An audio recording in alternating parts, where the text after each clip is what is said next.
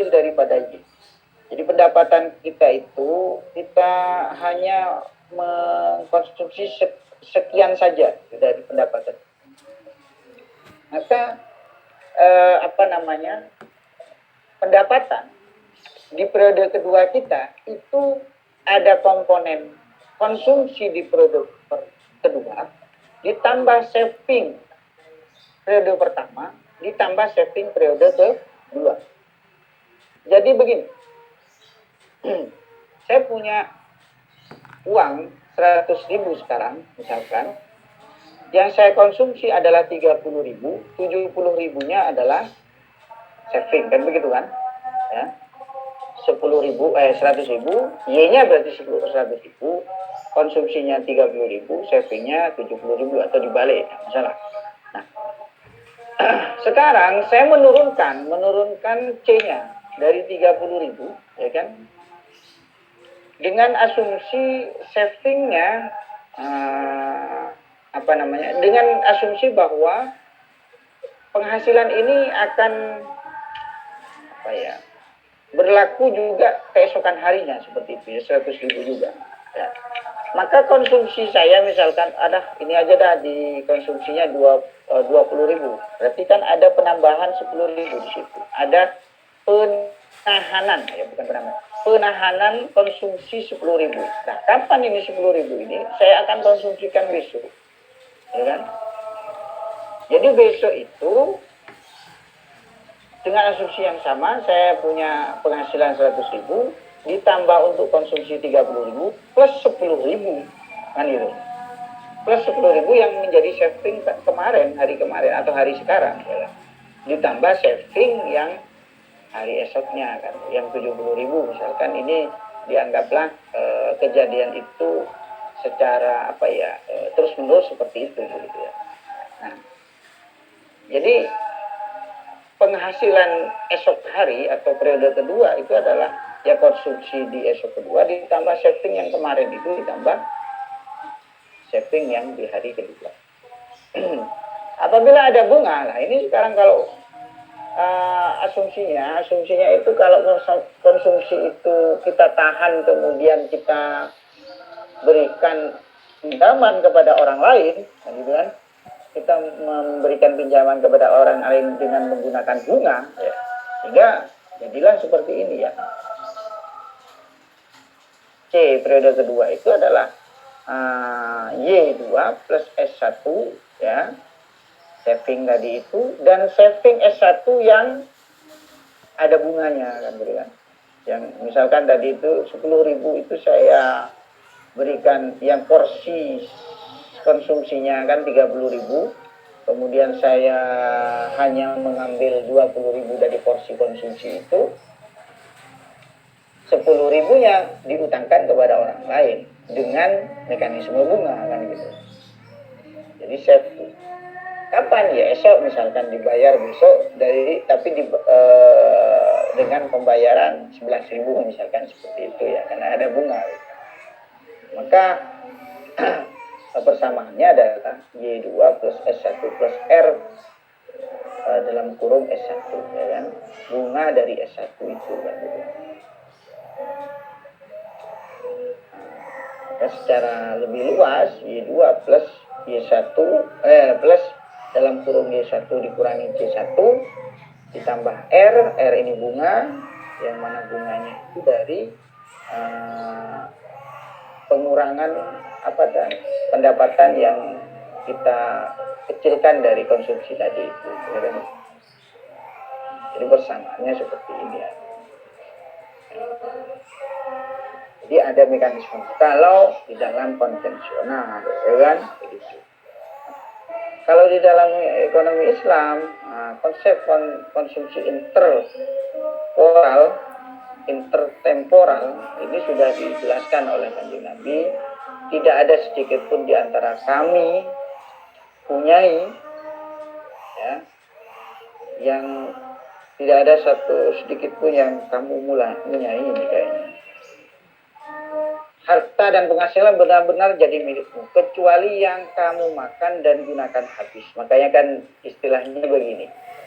Ini ini yang sehingga apa yang saya simpulkan begini, ada orang yang punya pendapatan gaji besar tapi rezekinya kecil gitu. Jadi apa yang sebenarnya menjadi rezeki kita yang kita punya itu adalah apa yang kita makan dan gunakan habis, yang kita pakai dan kita tinggalkan, dan apa yang kamu belanjakan untuk kepentingan bersedekah yang imbalan pahalanya kamu simpan untuk itu.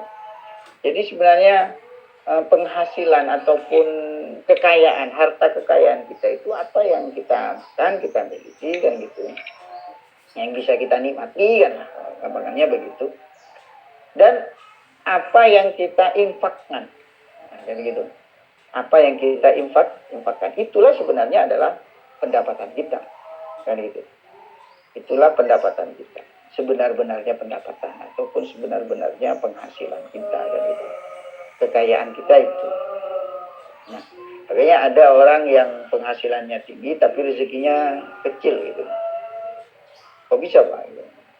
Kan namanya orang penghasilan tinggi pasti rezekinya besar kan gitu kan ya. Ya belum tentu kan gitu. Penghasilan tinggi belum tentu atau pendapatan tinggi belum tentu rezekinya besar. Ya. Contoh orang yang punya penghasilan besar, tinggi, gajinya misalkan puluhan bahkan ratusan juta, ya kan, baru diangkat jadi komisaris BUMN, gajinya 100 juta kan gitu kan. Tetapi sakit-sakitan kan gitu kan. Mau makan sate kambing, waduh kolesterol gitu kan. Makan kue agak enak dikit, waduh apa itu namanya, penyakit gula, ya kan. Mau makan apa gitu kan, waduh jantung, darah tinggi dan seterusnya. Sehingga yang dimakan cuma nasi dan tempe tahu gitu. Misalkan begitu, berarti rezekinya ya gini segitu juga rezekinya gitu. Jadi penghasilan besar belum tentu rezeki besar gitu. Ya, oke. Asumsi intertemporal Islami menurut Mansur Kaf ini mengatakan bahwa ini bukan Islami. Sebentar, ini ada yang salah. Islam dilaksanakan oleh masyarakat. Nah, tadi ya asumsinya itu.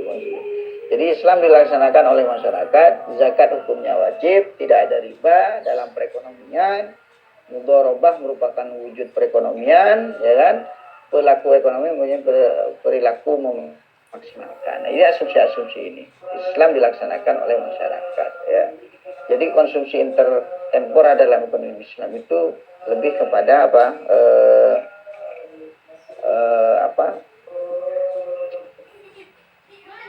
menjalankan syariat gitu ya, lebih menjalankan kepada perintah syariat gitu. Jadi pilihan kenapa saya menunda sekarang, karena saya ingin menyumbang esok, karena begitu, seperti itu. Makanya di intertemporer itu ada dua golongan, ya kan, muzaki, ada mustahik, ya kan. Jadi secara final spending itu total ataupun pengeluaran, ya total pengeluaran secara final itu adalah CZ min YZ plus IN plus SH plus WF. Ya. Jadi final spending dari seorang muzaki ada total konsumsi muzaki itu dikurangi zakat, dikurangi infak, dikurangi sedekah, dan dikurangi wakaf. Nah, itu seharusnya gitu ya, intertemporal bergolongan. Nah, untuk mustahik, kalau mustahik ini final spendingnya itu ada kita bagi dua ya, dibagi dua itu pertama yang persamaan satu dan persamaan dua. Kalau persamaan satu ini yang fakir miskin itu ya, fakir miskin yang tidak punya yang tidak punya penghasilan, maka apa yang dia dapatkan dari zakat itulah yang dikonsumsi kan gitu. Final spendingnya ya zakat itu sudah, dia bergantung kepada zakat. Tetapi kalau yang misalkan Ibnu Sabil, kemudian orang-orang yang ya, berpenghasilan seperti siapa lagi, Rikob, budak, kemudian Sabilillah, ya kan, selain fakir dan miskin ya, tentunya ya maka ada pendapatan lain kan selain zakat. Jadi zakat itu kan hanya penopang saja. Final spendingnya itu adalah zakat. Nah, sekarang pertanyaannya, tentunya kan masyarakat ataupun orang-orang Islam ini kan tidak bisa dikelompokkan dari dua secara hitam putih seperti ini kan ya. Iya dah. Jadi tidak mungkin orang itu kalau nggak muzaki ya mustahik, kalau nggak mustahik ya muzaki, belum tentu. Ada pramuzaki, ada yang di tengah-tengah itu. Itu sebagaimana kalau yang di tengah-tengah itu? Final spendingnya bagaimana? Ya tinggal ngilangin zakat ini, gitu. Ngilangin zakat. Kenapa? Karena pramuzaki dia itu sejahtera tapi belum belum masuk kategori muzaki. Orang yang berkategori muzaki itu kan hartanya sudah mencapai nisab, kan begitu kan? Hartanya sudah mencapai nisab. Dia ternyata hartanya belum mencapai nisab gitu. Punya ternak Pak, punya ternak apa? Ternak kambing. Berapa kambingnya? 20. Kaya itu sebenarnya, tapi belum muzaki dia. Karena minimal nisabnya kambing itu 40 kan gitu. Seperti itu. Jadi pramuzaki ini ya tidak dikenakan zakat. Cuma ada apa ya istilahnya, ada kesadaran lah gitu ya, ada kesadaran untuk berinfak, sedekah dan nah ini sehingga final spending daripada muzaki itu adalah konsumsinya dikurangi dari bentuk-bentuk filantropis itu ya.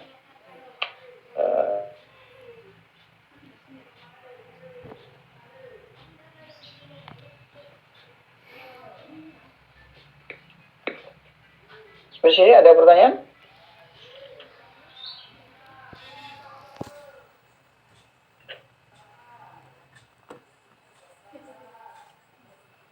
Tidur banget.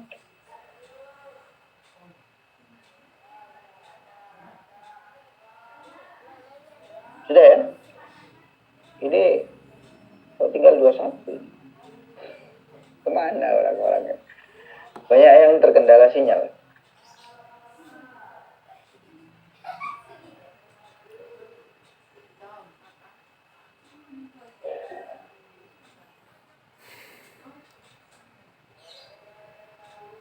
Baik, terima kasih kalau memang sudah tidak ada pertanyaan.